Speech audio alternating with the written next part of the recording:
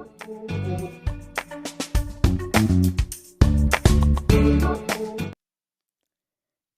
everybody, happy January 1st if you are listening to this when it comes out. My podcasts come out on Sundays, and I know I've got some loyal Sunday listeners. I've always thought about like swapping it around, but now I've got enough people being like, I listen to it every Sunday morning. So shout out to you for letting me know that. It is January 1st if you are one of my Sunday morning listeners. Happy New Year 2023, and it is the official third birthday of this podcast, you guys.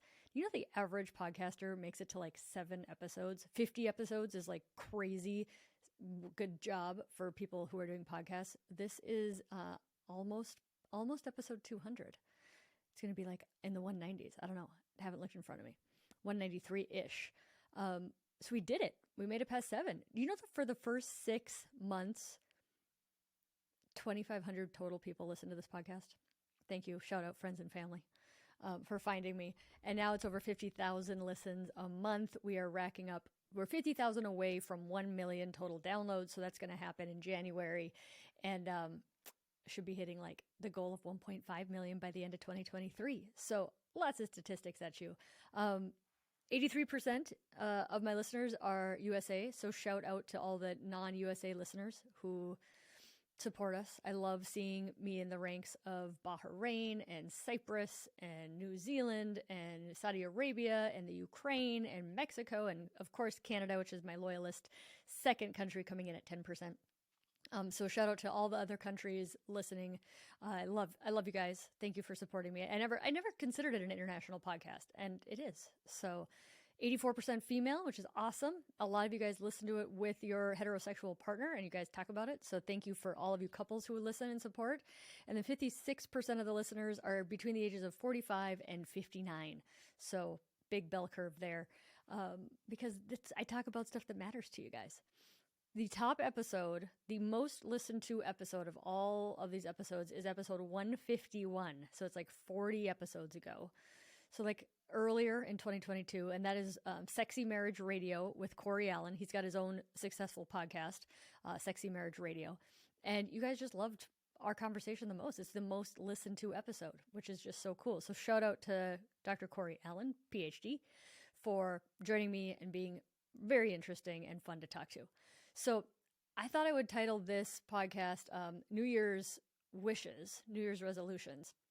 And these are just kind of the things I want for like the world, and I want for you guys, for the people in 2023. The number one is growth of this podcast. So I was in the operating room earlier this week, and one of my nurses is like, "Any New Year's resolutions?" And I'm like, "I don't know.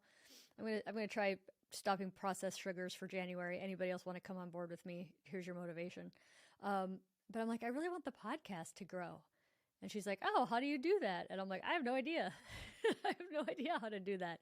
But I guess just keep showing up, keep doing what I'm doing, keep not quitting, right? So for all of you guys who have goals and want to accomplish stuff, keep not quitting. Good job. That'll be our New Year's resolution. So my New Year's wishes for all the people, in no specific order. These were just me brainstorming and writing things down. Number one, reversible form of male birth control.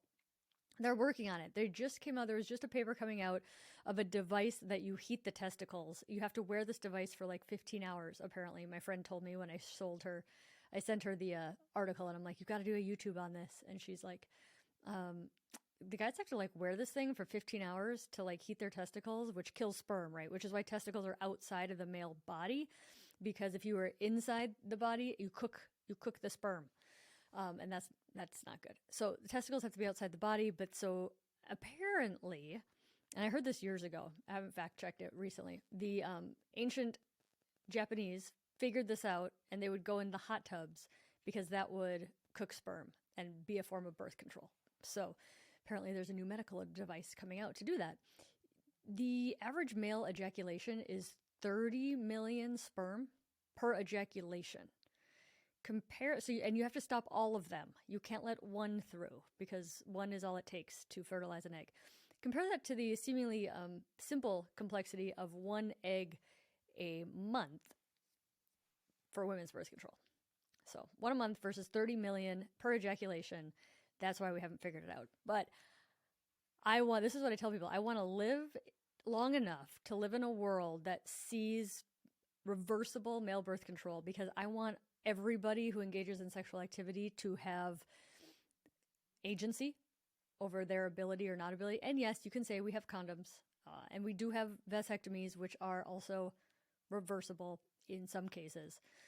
But for men to have more options is going to be awesome, and it's going to happen. So I see it's not infrequent that I see studies come out. It's funny because some of the studies will be like, men didn't tolerate the side effects. And it's like, the side effects of birth control that some women, not every woman, but some women have to tolerate, right? Like, hey, guys, there's side effects with some medications. It always blows my mind when I see patients in the clinic and they're like, but are there any side effects? And I'm like, it's medication. There's always possible side effects with medication. There's never no side effects. So reversible male birth control, that is my number one, in no particular order, New Year's resolution to see this come out in 2023. That might be a little premature, but it's going to happen. Number 2, New Year's resolution for the peoples, be able to say no to sex and have it be okay. This is so much strain in relationships where one partner makes it mean something that the other partner doesn't want to have sex, instead of being like, I get it, you're tired, you've worked a long week. Don't worry. But let's make sure to prioritize this. When is the next time we can do this? Very loving. It's possible. Instead of moping or behaving badly, or the person who says no feeling bad about it and feeling shamed about it. Like that whole conversation can be navigated, and where people don't feel crappy about it.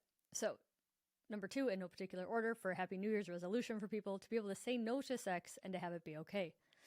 Number 3, vaginal estrogen for everyone who wants it. So really quick, for the people in the back who haven't heard me talk about genital urinary syndrome of menopause, or GSM, formerly known as vulvovaginal atrophy, happens in 50 to 80% of women post-menopause, can kick in earlier in the perimenopause area, more commonly kicks in about 5 to 10 years after your last menstrual period. So really start seeing people come to my clinic around the age 60, late 50s, 60s, recurrent urinary tract infections, pain with intercourse, burning, dryness, urgency, frequency. The bladder hates it. Bladder hates having low estrogen. And the myths that are out there, so in America, vaginal estrogen, it's a hormone, and it has to be prescription. So by a medical provider. It is now over the counter in the UK. The Vagifem tab, they're Britain's form of Vagifem tab. So I don't think the cream's over the counter yet, but the tabs are.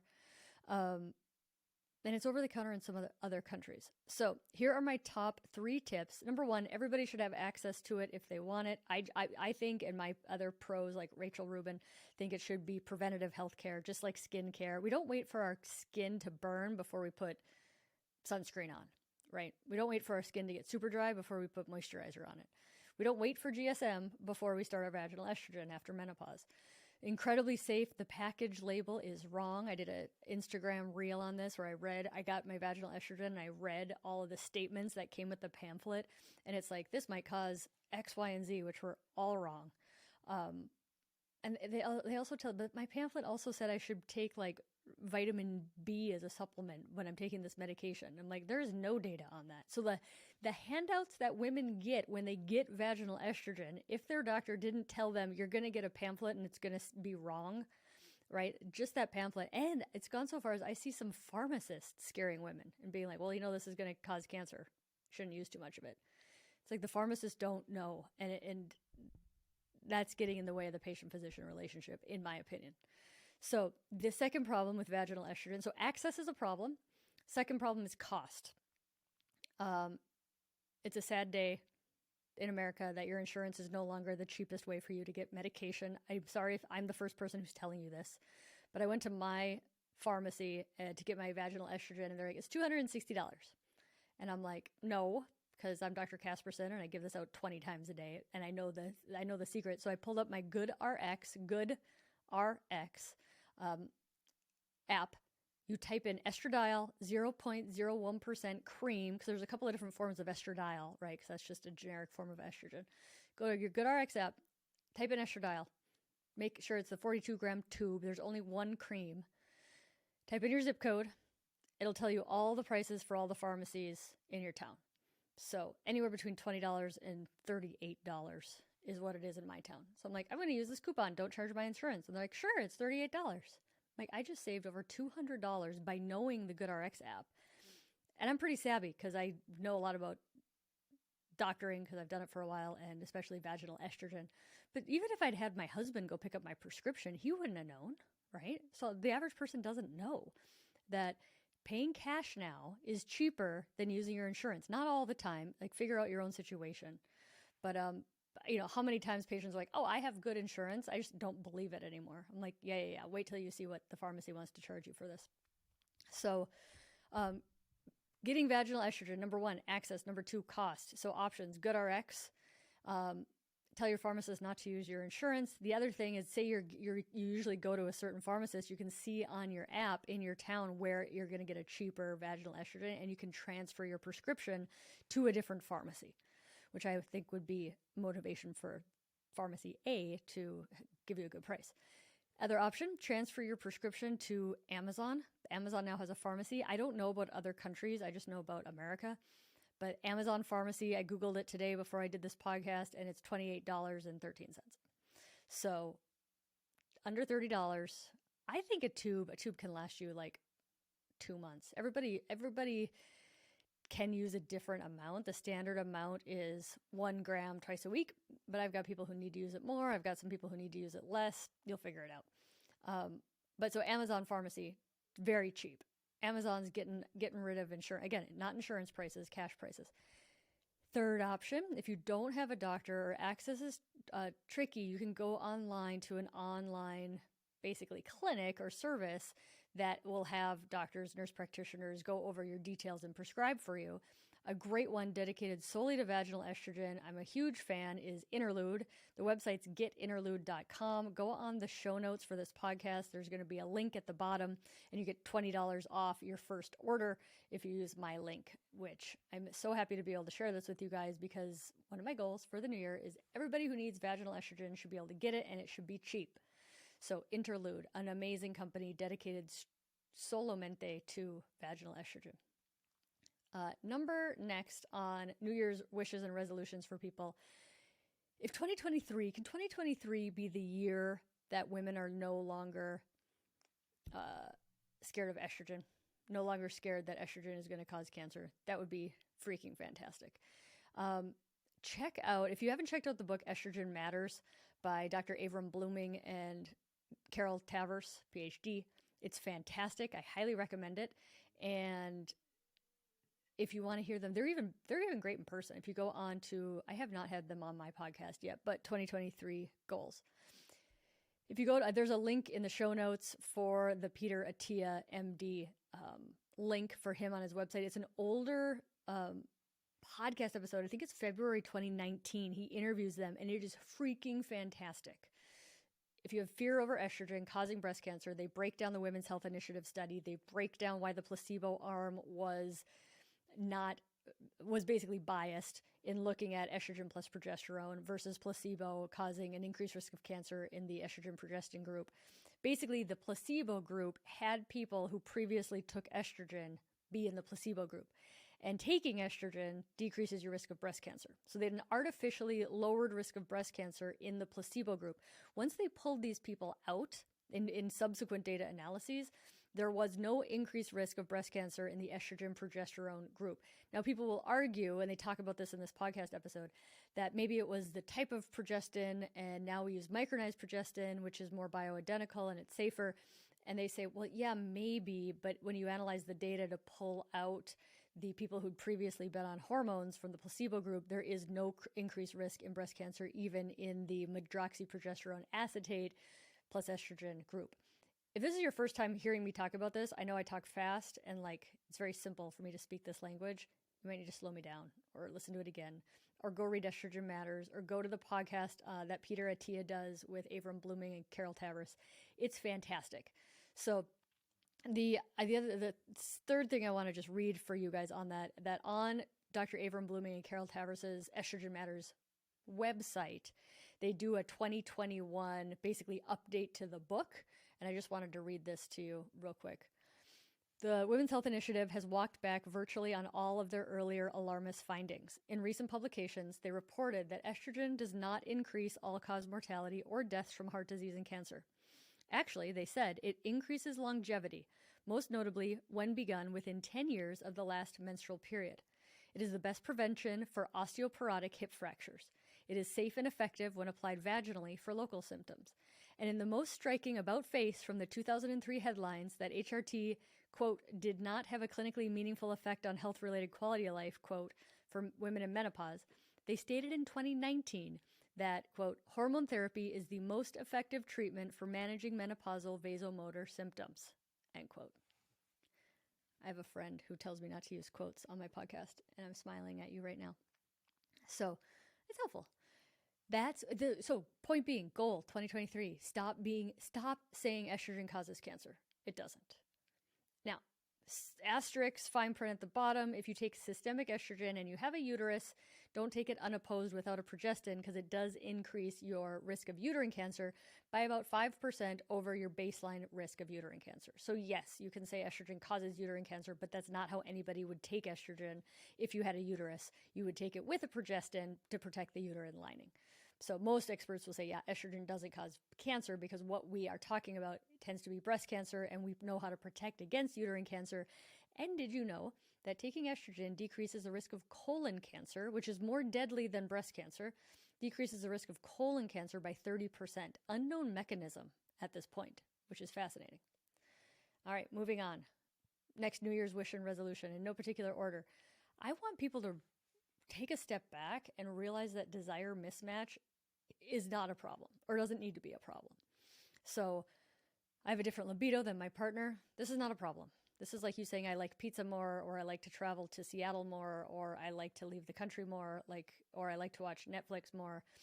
Not a problem. These are just differences in individual humans. Nobody's broken, especially the low desire person. Stop freaking out about desire mismatch. If you want coaching on this, join the membership. Happy to talk about it. The worst thing we can do about any sort of issue is make it mean something bad about ourselves, which is what shame is. So we want to realize desire mismatch is not a problem. It's just something to navigate in any relationship. Number next, orgasmic equality.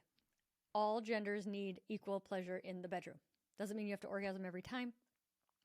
It just means we need to prioritize it so everybody gets pleasure. Because if one person significantly gets less pleasure, don't be surprised when they don't want to have as much sex. This is not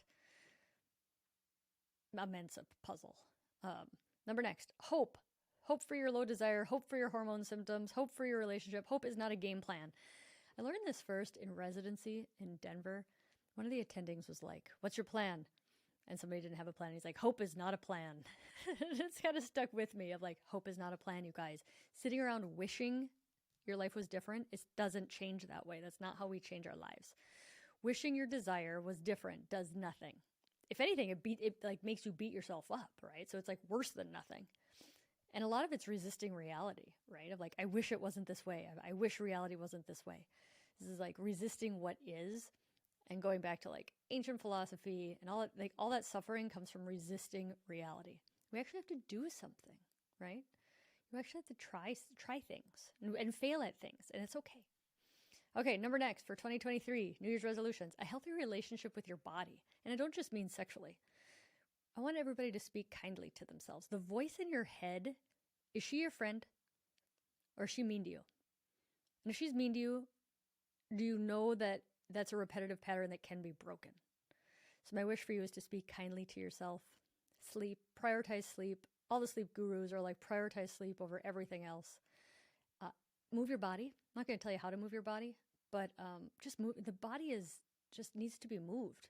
I believe that all forms of movement are good, whether it's yoga or cardio or muscles or just stretching, whatever it is, it's good. The body loves to be, it makes the body feel so good. And then healthy food, as much as you can, healthy food. Food that came from the earth, not a factory. Stop shoulding all over your body. Again, resisting reality. I wish my body wasn't this way, right? And then the next one would be, last one, healthy relationships with sex. So stop shoulding all over your sex life, right? Beating yourself up, wishing it was different. Stop having sex for other people. Working on being present and mindful. When you're having sex, you're just having sex. You're not planning your kid's birthday party. You're not wishing it was over. You're not wishing your body was different. Be present when you're having sex.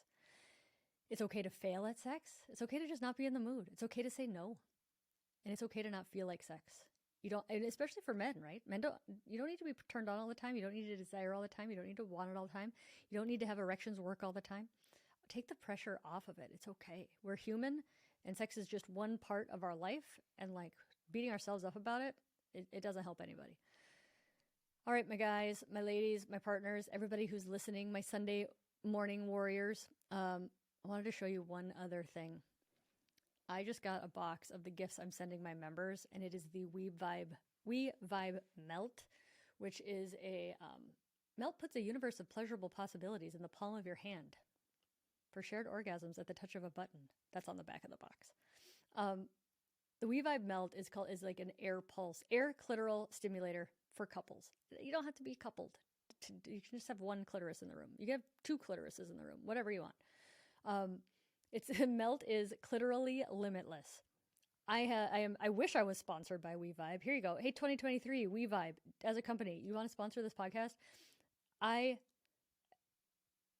am not sponsored by them. They did not give these for free. I purchased these with my own dollars to give to my members because I truly believe this is the most ridiculous, insane, high-end pleasure device ever created for humans. And I have not, full disclosure, I have not tried all air pulse clitoral devices. But I feel like 3 years into the podcast, I've tried enough. That this thing is, by and large, takes the cake, is the winner. And anybody who's an active member as of January 1st, 2023, is getting one of these in the mail.